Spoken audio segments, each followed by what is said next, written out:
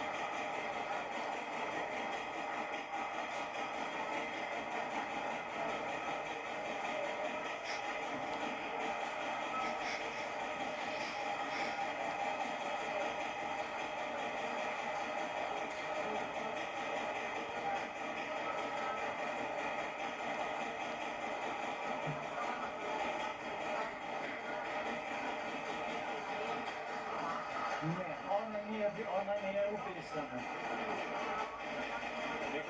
Ona nije bila upisana.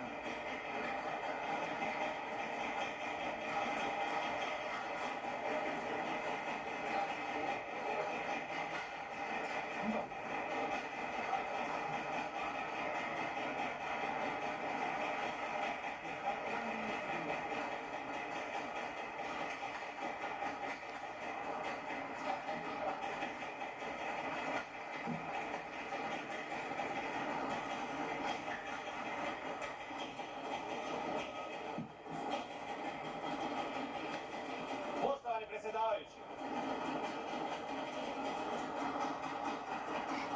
nakon 7 godine vladavine Andreja Plenkovića imamo koruptivnu državu, imamo demografsko opustošenu državu, imamo osiromašene građane.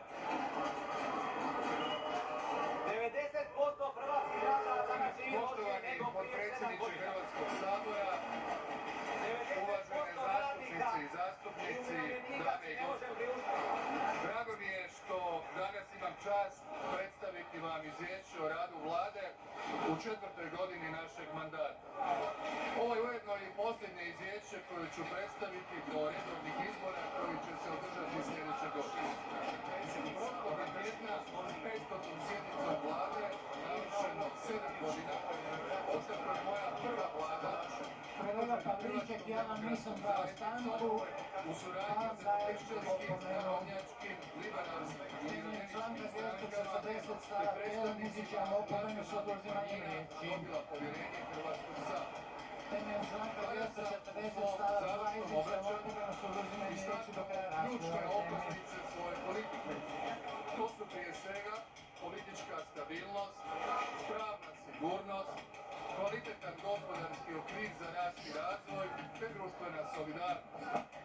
Uz to naš koncept modernog suverenizma počiva na osnaživanju međunarodnog položaja Hrvatske, ponajprije u Europskoj uniji, koje nam je omogućilo djelotvornije promicanje nacionalnih interesa i brže podizanje životnog standarda građana.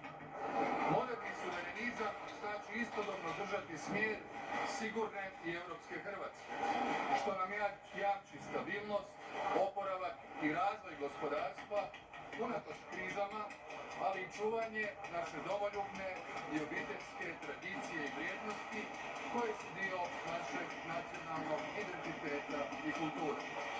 Gledajući unatrag, a posebno u posljednjih 3,5 godine, malo je tko mogao zamisliti s kojim smo se sve krizama morali nositi i kakve sve probleme rješavati. Suočavamo se s najvećim brojem kriza još od Domovinskog rata. Nakon pandemije COVID-19, koja nas je pogodila za vrijeme hrvatskog predsjedanja Vijećem Europske unije i 2 razorna potresa, suočeni smo s posljedicama ruske agresije na Ukrajinu i s njome povezane energetske